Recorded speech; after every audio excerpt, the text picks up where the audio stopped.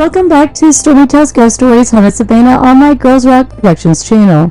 This week I'll be going over 4 of the 5 most haunted parks and squares in all of Savannah, and a bonus haunted mansion that wasn't mentioned yet in this series. I'll be talking about Madison Square and the infamous Sorrel-Weed house, Lafayette Square, Calhoun Square, and Wright Square. I'm going to start with the square that is built over a mass grave, Madison Square. During the Revolutionary War, 2 major battles were fought in the heart of Savannah. Both of them were bloody, with heavy casualties and tragedy.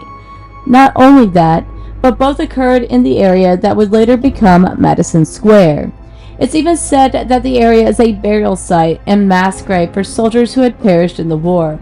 The saddest part is that some of those soldiers who had been thrown into the mass grave weren't actually dead, just wounded and buried alive. One can only imagine the energies that were trapped within the ground.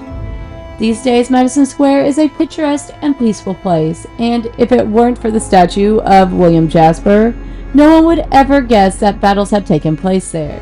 People visit the square to enjoy a sunny day or socialize, not realizing that there are hundreds of bodies buried just below their feet.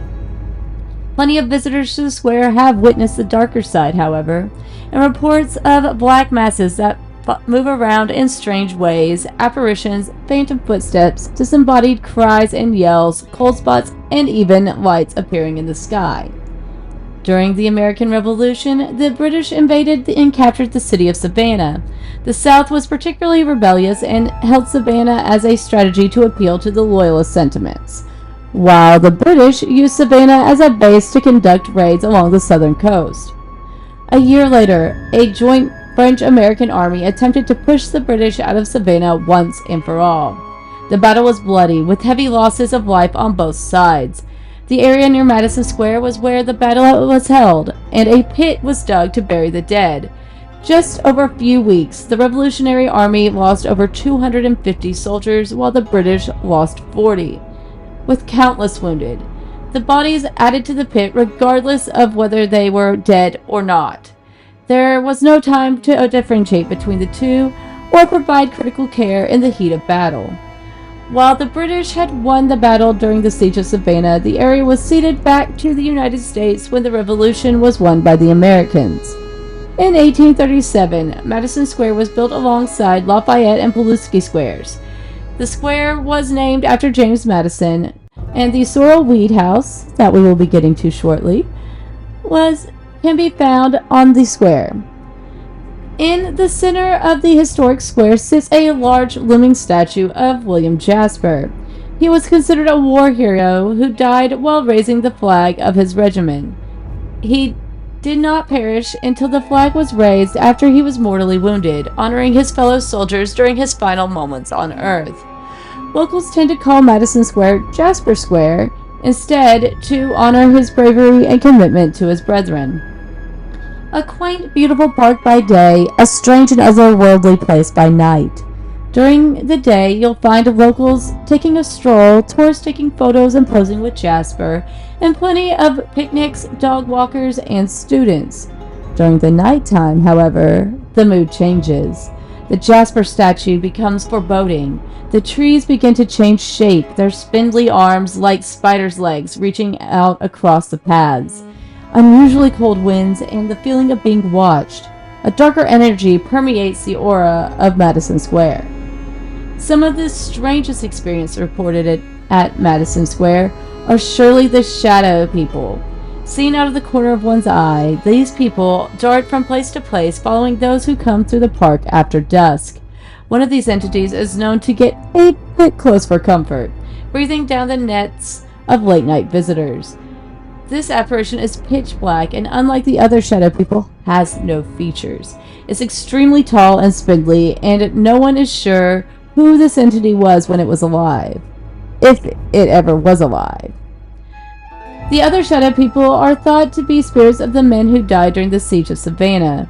Just think about it. Hundreds of men were buried right below the grounds of the square, their final resting place right below the feet of those who visit.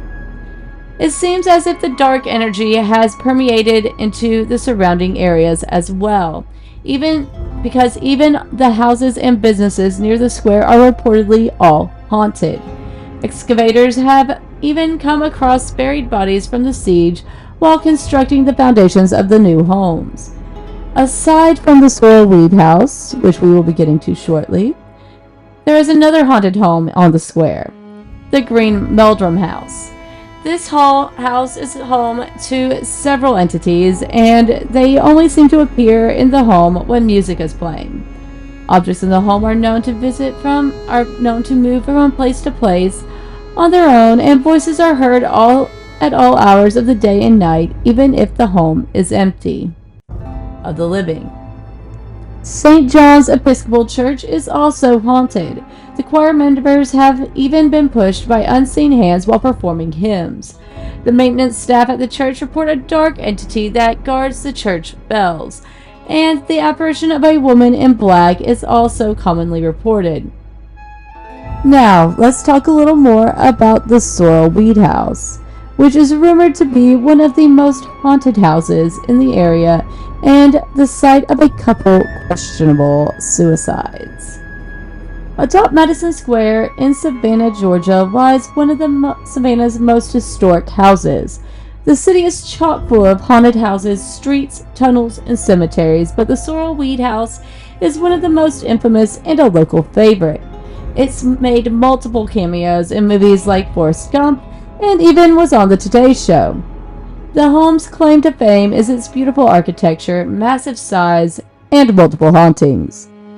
The home was originally the residence of the Sorrel family. Francis Sorrel was an extremely wealthy plantation owner, though his life was dotted with tragedy and scandal. After the death of his first wife, Francis went on to marry her younger sister, Matilda, a scandal on its own. She then committed suicide after finding that Francis was having an affair with one of his slaves, Molly.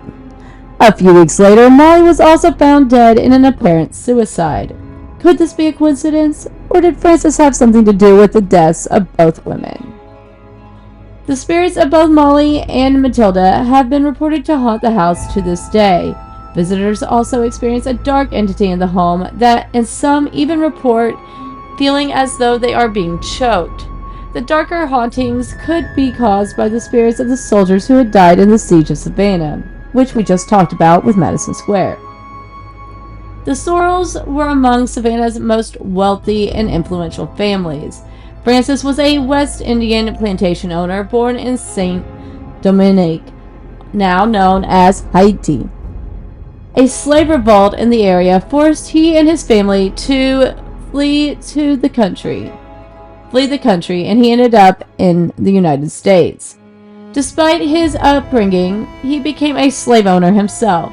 He opened a shipping company in Savannah where he and his business partner shipped butter, molasses, salt, and cotton.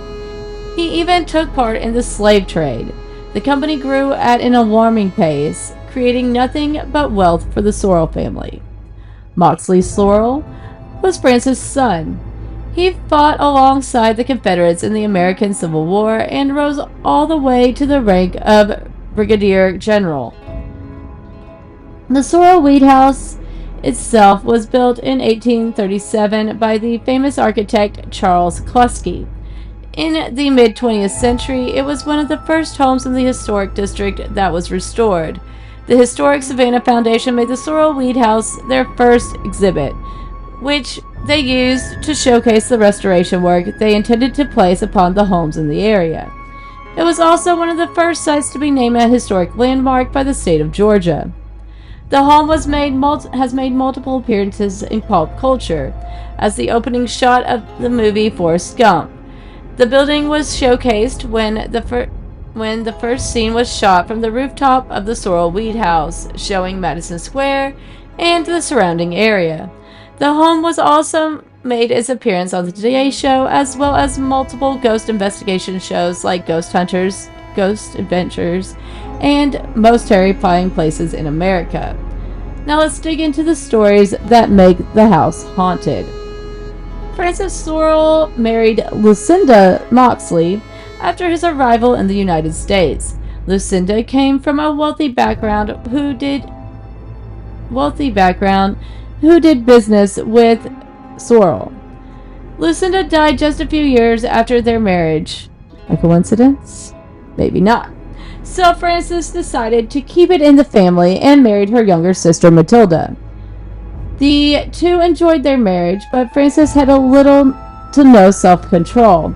He began to have an affair with Molly, on one of his slaves. Francis even forced her to stay in her own room so that they could have privacy. Matilda soon found out about Molly, and in a distraught and enraged state, she jumped off of the second-story balcony, landing head first. She died instantly upon impact. Molly was overtaken by guilt. She knew she would be held responsible for the affair and Matilda's subsequent death. Molly was found hanging by a noose in the home, having killed herself as well. The Sorrel-Weed house sits just atop Madison Square, the very site of the vicious battle, the Siege of Savannah, during the American Revolution. American and French forces attempted to push the British out of Savannah, who had taken over the city just a year prior. Forces were outmanned and outgunned. Men were dying and fast. The revolutionaries dug up a trench right at Madison Square to bury the bodies of their dead. Hundreds of revolutionary soldiers died in the span of just a few weeks. Injured soldiers were thrown into the ditch alongside the dead and were buried alive. After the battle, their bodies were never removed. Savannah just continued to expand around the original battlefield, and many of the buildings in the area, including the Sorrel-Weed house, were built right atop of the old burying ground. As one of the most well-known houses, not only in Savannah, but in the world, the Sorrel-Weed house has a reputation to uphold. The spirits of Molly and Matilda are most commonly reported. They are seen as dark apparitions walking throughout the halls of the home. Some visitors claim to have seen the apparitions of women in the mirrors throughout the home. The spirit of Molly is said to haunt the home's slave quarters. The space was once rented to a man who used it as his office, unaware of the history. He reported a constant sense of unease and the feeling of being watched. Others who enter the slave quarters report feeling nauseous or drowsy.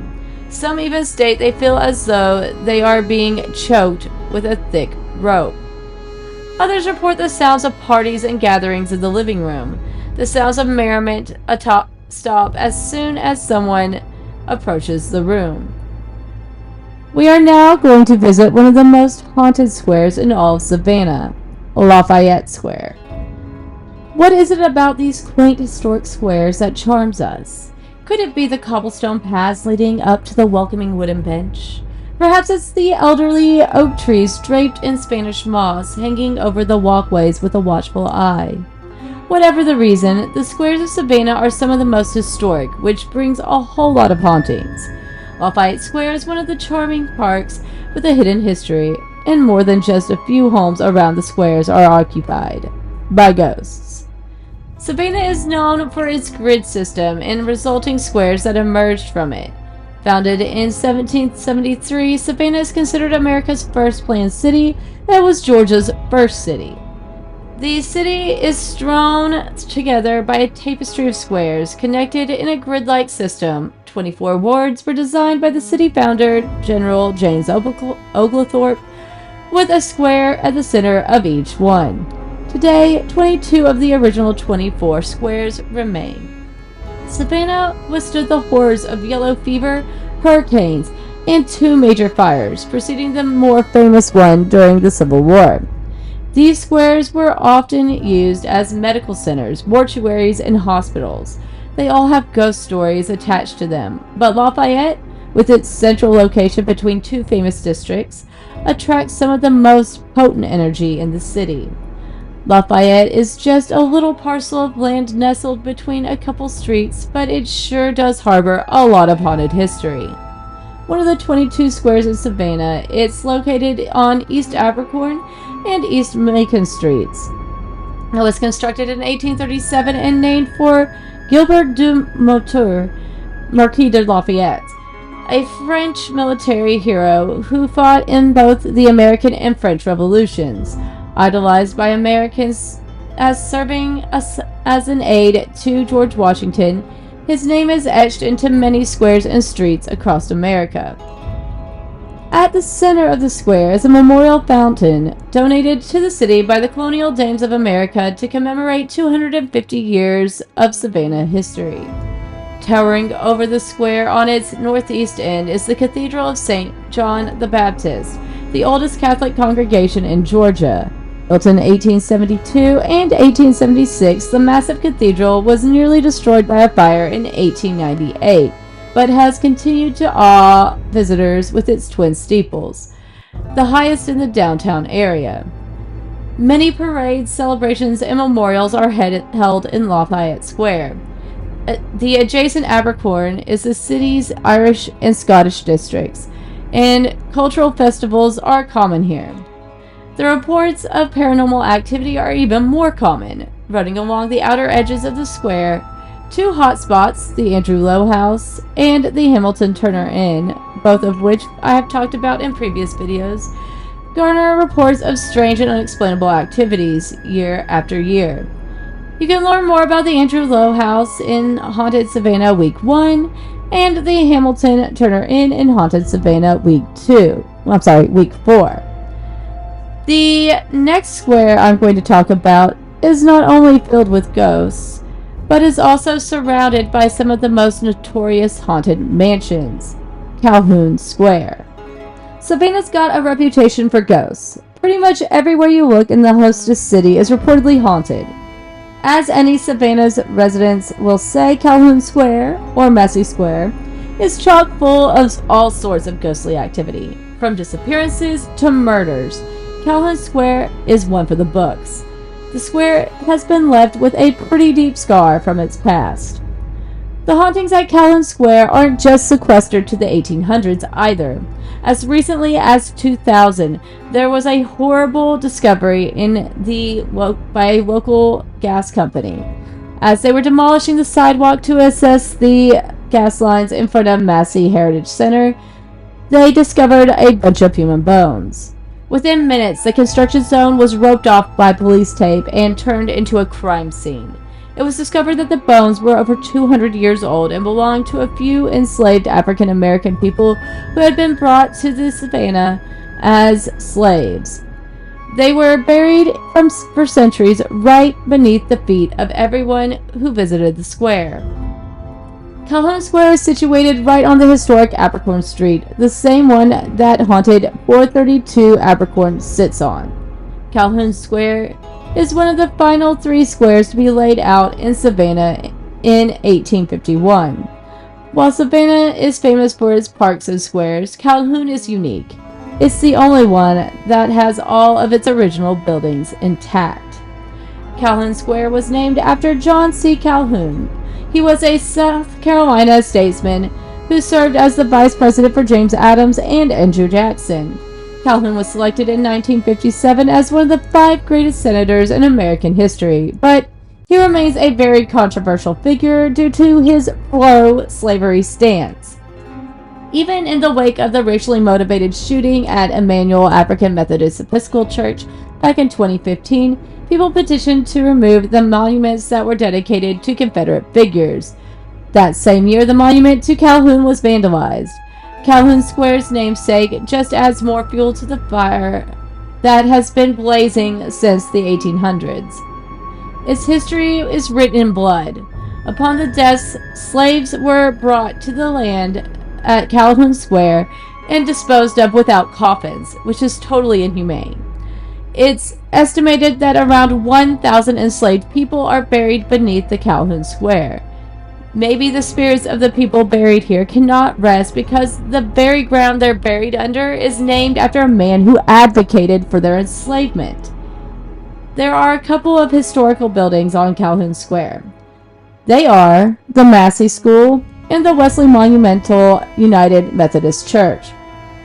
Peter Massey donated $5,000 to build the Massey School for the education of the poor children of Savannah, and the school opened its doors in 1865. The school would finally close its doors in 1974, but it began operating as a museum and resource center the following year. Entering the center is like stepping back into the 19th century. The center also teaches about Savannah's history from the European settlements on the creek to the Yamakra people who lived in the area long before. There are exhibits of period clothing, photographs, local history, and the preservation plans. Wesley Chapel was Savannah's first chapel and was established in 1807. It was dedicated to Charles and John Wesley. John founded the Methodist denomination, while Charles wrote the words to a handful of Christian hymns, including Hark the Herald Angels Sing. In 1874, plans were set into motion for the construction of the new church on Calhoun Square. The plans for the Wesley Church were drawn up by the architects Dixon and Carson. Ground was broken in the summer of 1875, but yellow fever epidemic and financial woes slowed the progress. It was 15 years before the church was completed. Aside from 432 Abercorn Street, which I talked about in Haunted Savannah Week 1, there is one other known spirit to haunt the square. One death to occur at Calhoun Square was the son of a federal judge. This son was Wesley Epsey, and the official story, or should I say, the cover-up story, was that he fell to his death from the tall porch at the Epsey family home, which was at the corner of Abercorn and East Wayne. But the legend tells a different story. According to rumors around town, Wesley's father, Carl, the judge, was associated with bootleggers during the Prohibition era and was known for his violently bad temper. He reportedly ruled his home with an iron fist and was rumored to have even committed murder in the past, but because he was a mightily feared judge, he was never charged or even investigated. Wesley was the opposite of his father. He was a deacon at the Wesley Monumental United Methodist Church, which he was named after. Wesley became quite close with a girl who attended the church, and the two eventually began to date. The problem with this was the girl was actually already spoken for. In a twist of fate, the girl was the girlfriend for one of the bootleggers tied to the judge. The judge begged his son to stop seeing this girl, but Wesley refused. He stood up to his father for the first time, and he did so because he was so in love with this girl. Then, one horrific morning, Wesley was found hanging from the porch of his family's home, his testicles cut off and tucked into his top lapel pocket. Retaliation by the bootlegger. In the early morning hours, Wesley's ghost has been known to appear on the porch, arriving home late from a night out with his beloved girlfriend. The last square I will talk about this week is where the city gallows once stood, Wright Square.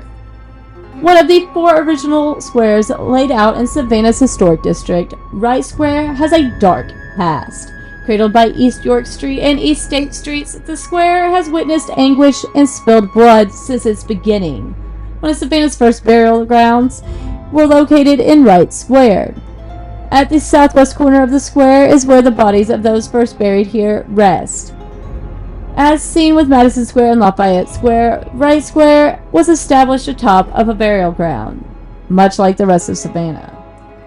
First known as Percival Square, Wright Square was laid out in 1733. The square was originally named after John, Lord Viscount Percival, Earl of Egmont, who played a large part in the founding of Georgia. Around 1763, the name was changed to reflect the name of Sir James Wright, the last royal governor of the province of Georgia.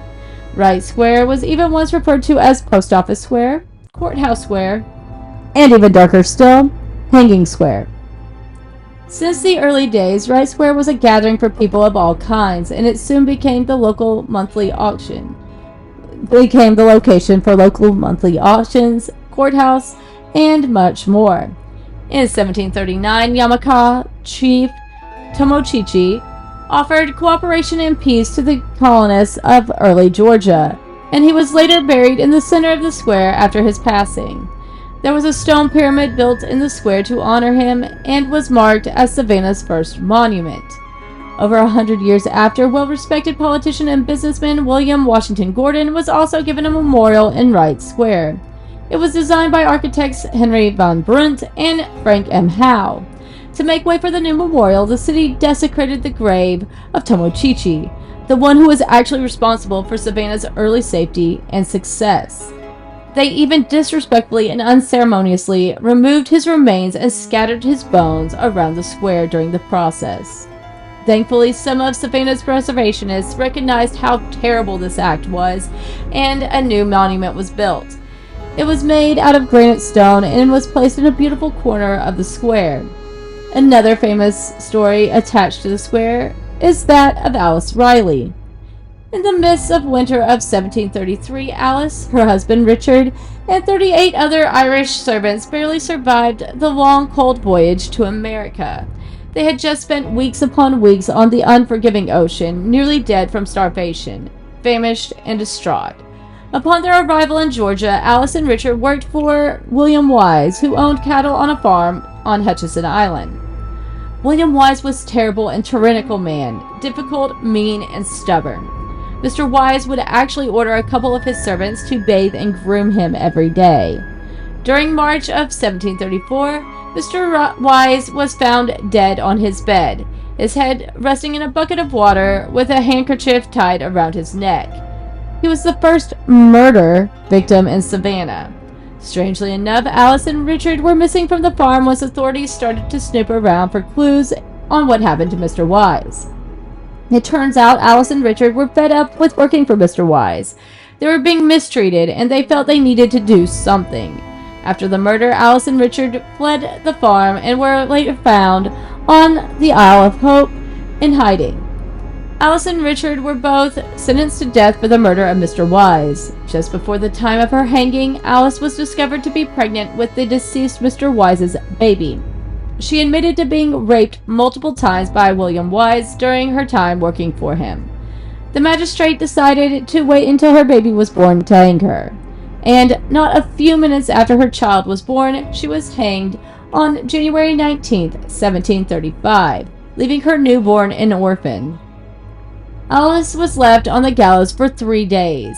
She maintained her innocence until her final moments. Sadly enough, her child, named James, also passed away 2 weeks after his birth. Alice and James were both buried in a plot just off of Wright Square. Could Alice and Richard be victims of the anti-Irish prejudices of their time and being framed for Mr. Wise's murder? Possibly. The acting magistrate, Thomas Kazishan, was known to manipulate trials that agreed with his superior beliefs and prejudices. Or perhaps Alice and Richard murdered Mr. Wise to stop the cycle of abuse they were experiencing. After the death of Alice, unfounded claims were being passed around about Alice, and it was rumored that she had been practicing witchcraft and black magic. Another rumor stated that Alice had put a curse on the residents of Savannah as she was being hanged. It's believed that the residual energy from her curse is why Spanish moss doesn't grow on the trees in the square. One old saying tells of why this may be. Spanish moss will never grow where innocent blood has been spilled. Reports come from the square today that tell of Alice's spirit. She is said to appear to mothers who are carrying babies in attempts to take them away from their arms. Others state that they see a woman who seems to be searching for something. Could this be Alice looking for her baby, James? She is said to scream for help, begging you to help her find her son. But as soon as one turns around to look, she vanishes. There have even been police reports of people calling the authorities to report a woman who is searching for a missing child. She's usually spotted in period clothing. Alice's apparition has appeared to more people than any other ghost in the city of Savannah. She's the single most reported apparition in the entire city. Alice's apparition is seen most in the earliest hours of the night, just as the sun is setting. Tomochichi is also said to wander the square, as people report seeing an apparition of a tall Native American man who slowly paces the square before he fades away. Unexplained voices, cold spots, and orbs are also commonly reported in Wright Square. This concludes week 7 of Stormi Tells Ghost Stories Haunted Savannah. I hope you enjoyed learning about 4 of the most haunted squares in Savannah: Madison Square, Lafayette Square, Calhoun Square, and Wright Square, as well as the bonus story about the Sorrel-Weed house. Remember to like the video and subscribe to my Girls Rock Productions channel. While you're here, check out some of my other playlists. Sorry that I wasn't able to get the live streams back up this week on Stormi Teaches Music, as I am still battling with RSV. And my singing voice sounds gross, and no one wants to watch me blow my nose over and over again every other minute. Hopefully I'll be able to have them back up again within the next week. When I do get them back up, I will be doing live covers on Monday at 1 p.m. and lessons live on Wednesday at 1 p.m. Eastern. I also plan on adding a new playlist this January, Stormi Talks True Crime. These videos will be posted Thursdays at 6 p.m. Eastern, so look out for those. If you are ever in the Wilmington, North Carolina, sign up for the Walking Ghost Tour or Wilmington Spirits and Spirits Pub Crawl with U.S. Ghost Adventures, to have me or one of our other talented guides give you a tour around the historic district and tell you some of the most darkest stories the port city has to offer. And while you're visiting, should you decide to stay or buy a vacation home, check out my Moving to Coastal Carolina channel here on YouTube and contact me, as I am a local realtor here in southeastern North Carolina. Now don't forget to vote in the comments for the European city you want to hear about in January. The choices are A. Paris, France, B.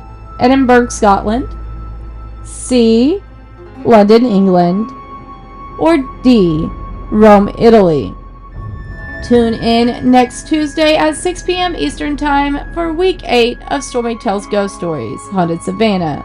Until then, have a great week and stay safe.